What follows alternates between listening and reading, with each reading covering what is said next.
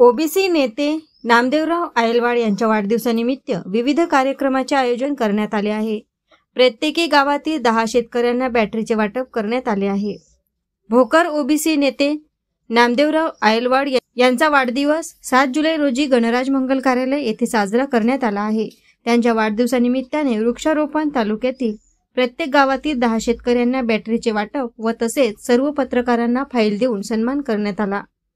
दरवर्षी त्यांच्या वाढदिवसानिमित्त विविध उपक्रमांनी वाढदिवस साजरा केला जातो.